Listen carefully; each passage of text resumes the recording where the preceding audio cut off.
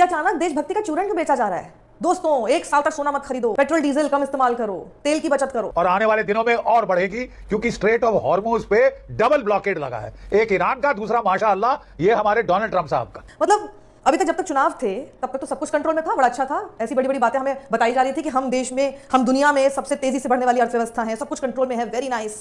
हम भी सोचने पे मजबूर हो गए थे, हाँ अच्छे दिन चल रहे हैं, अमृत काल है। ये अचानक चुनाव खत्म होते ही ऐसा क्या बड़ा क्राइसिस आ गया कि ये बचा लो, वो बचा लो, कम खरीदो, ऐसा करो, ये क्या हो गया? तो इसमें अचानक से बलिदान और त्याग का पाठ हमें पढ़ाया जा रहा है। क्या सच में भारत आर्थिक दबाव में है? जनता को पेट्रोल बचाने की नसीहत देने के बाद क्या आप जानते हो मोदी जी ने खुद कितना फ्यूल यहां पर खर्च कर दिया है? 7000 लीटर से भी ज्यादा, और वो भी सिर्फ 2 दिन के अंदर। सोचो, एक आम आदमी अगर एक दिन में 2 लीटर भी पेट्रोल यहां पर यूज करे तो उसको 10 साल लग जाएंगे इस नंबर तक पहुंचने के लिए। एंड नरेंद्र मोदी ने 2 दिन के अंदर यहां पर इतने सारे पेट्रोल को यूज कर लिया है। मतलब खुद यहां पर 1 रुपए का त्याग नहीं देना, लेकिन जनता से यहां पर सारे त्याग की उम्मीद रखना, सारा सैक्रिफाइस जनता ही कर दे। आखिरकार ये किस लेवल की हिपोक्रेसी है? अच्छा, जब तक इलेक्शन चल रहा था तब तक भारत विश्व गुरु बना हुआ था, भारत तरक्की कर रहा था, कोई फिक्र नहीं थी, बस एक ही फिक्र थी, वोट बस मोदी को पड़ जाए। जैसे ही इलेक्शन एंड हुआ, सबसे पहले मोदी ने सिलेंडर 1000 रुपए महंगा कर दिया। बात यहाँ नहीं रुकती, तो मोदी ने नया कट्टा खोल दिया, सोना मत खरीदो, गैस मत चलाओ, खाने पीने की चीजों में जो कुकिंग ऑयल इस्तेमाल होता है उसको मत खाओ, कम से कम जो है वो उसका इस्तेमाल करो। और आगे देखते हैं क्या वगैरह वगैरह मोदी जी ने आगे कहा है। क्या हमारा जो फॉरेक्स है, फॉरेक्स रिजर्व, वो खत्म हो रहा है, उसके ऊपर दबाव बढ़ रहा है? क्या सरकार जनता को एक बड़े आर्थिक संकट के लिए तैयार कर रही है? और सबसे बड़ी बात कि अगर हालत इतनी ही गंभीर, इतने ही खराब हैं, तो जनता से बार बार कुर्बानी देने को क्यों कहा जा रहा है? इसके ऊपर वर्क क्यों नहीं किया जा रहा? संकट बहुत गहरा है, मैं कहना चाहूंगा भाई, संकट तो बहुत गहरा है। The world economy is crashing.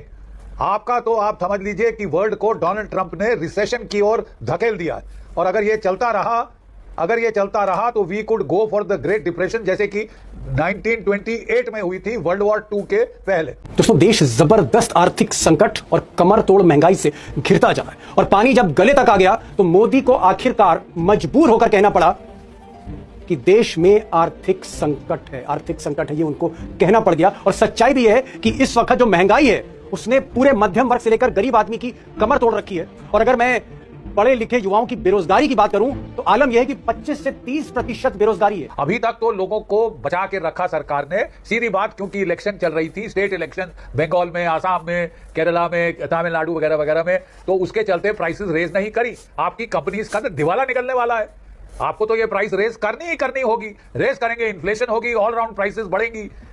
ये तो मैं समझता हूं कि this warning is a dire reality. कई बार मुझे ऐसा लगता है कि अगर प्रधानमंत्री नरेंद्र मोदी जी कह रहे हैं कि दीवार से सर पीटना बहुत अच्छा है, तो सारा हमारा जो गोदी मीडिया है वो लग जाएगा और ये सिद्ध करके मानेगा कि दीवार से सर पीटना बहुत अच्छी बात होती है, और बाकायदा अपील कर देगा अपने टीवी चैनलों पर कि सारे लोगों को, देश के जितने लोग हैं, सबको अपने घर की दीवारों पर सर पीटना चाहिए। आप देखिए, अगर भारत के लोग 1 साल तक प्रधानमंत्री मोदी की अपील पर अमल करते हैं, 1 साल, तो विदेशी मुद्रा भंडार में $115 बिलियन बचाए जा सकते हैं। इनमें अगर लोग 1 साल तक सोना नहीं खरीदते तो सोचिए, हमारे 72 मिलियन। अच्छा, गोदी मीडिया कोई भी चांस नहीं छोड़ती, कहीं भी इनके मुंह से नहीं निकलता मोदी जी का ये फैसला गलत है। ये हर वक्त तैयार रहते हैं, मोदी जी कह दें सांस नहीं लेनी है तो इन्होंने स्टूडियो में जाकर अपना कैमरा ऑन करना है, कैमरे के सामने आकर कहना है अपनी आवाम से कि सांस लेना जो है वो भारतीयों के लिए या हिंदुओं के लिए खतरनाक है। सांस लेने से हिंदू खतरे में आ जाएगा, और फौरन से एक आधा अनभक्त जो है वो स्टूडियो में बिठा लेंगे, उसका इंटरव्यू करेंगे और तमाम भारतीयों को लाइव न्यूज के अंदर दिखाएंगे कि सांस लेना जो है वो किस तरह से हिंदुओं के लिए खतरनाक है। यानी 6,86,000 करोड़ रुपए बचेंगे।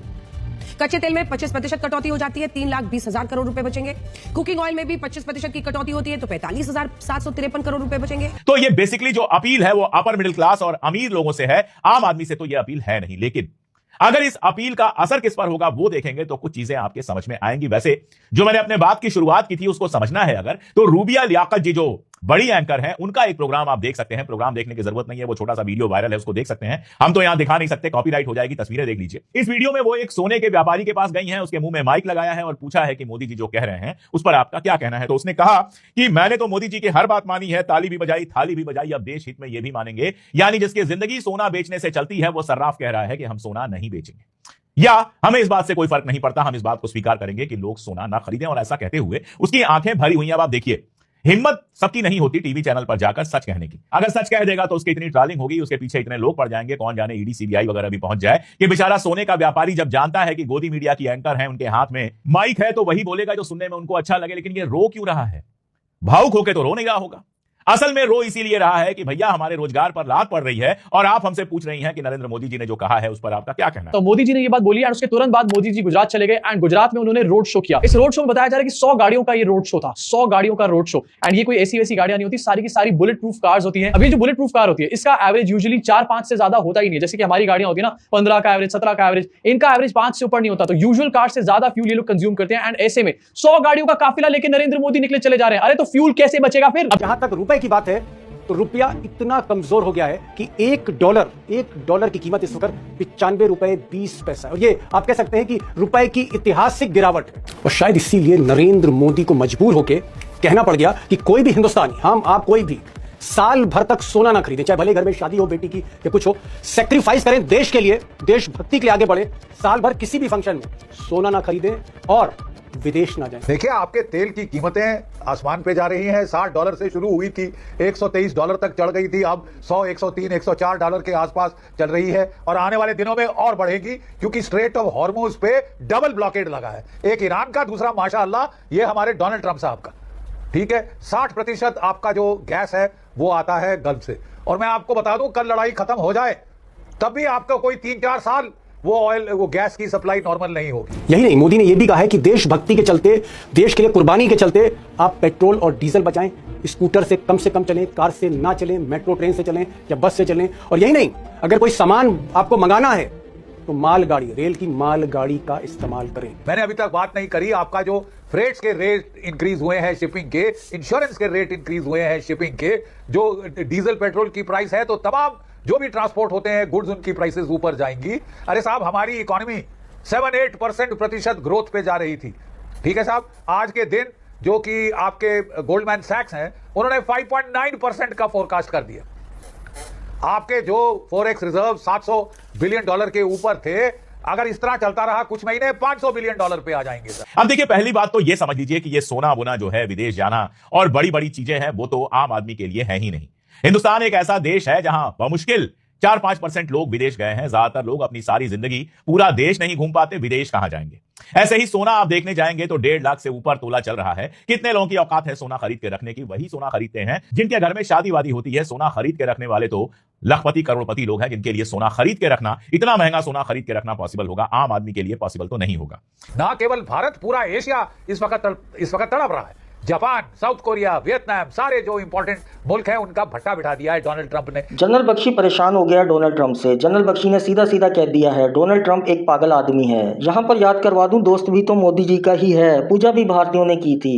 Present to you my friend Donald Trump. देखें किस तरह से जनरल बख्शी रो रहा है। यूरोप का भट्टा बिठा दिया है डोनाल्ड ट्रंप ने, और यहाँ पे कई लोग उनका महिमा मंडन करना चाहते हैं कि ये चढ़ता सूरज है, इसे सलाम करो। इसने नाश कर दिया है अपना पूरी दुनिया की इकोनॉमी का। Recession, next stop depression. General Bakshi, आप कह रहे हैं कि हिंदुस्तान में आज भी बहुत सारे लोग ट्रंप के फैन हैं। मुझे नहीं लगता अब है, वो जमाना शायद चला गया। वॉर से पहले तक तो फिर भी शायद कुछ एक मिल जाते होंगे, और अभी पिछले 6-8 महीने में जब से उन्होंने इंडिया के खिलाफ क्या क्या नहीं कहा और किया, उसके बाद से मुझे नहीं लगता है ट्रंप के कोई एक आध फैन भी इंडिया में बचे होंगे।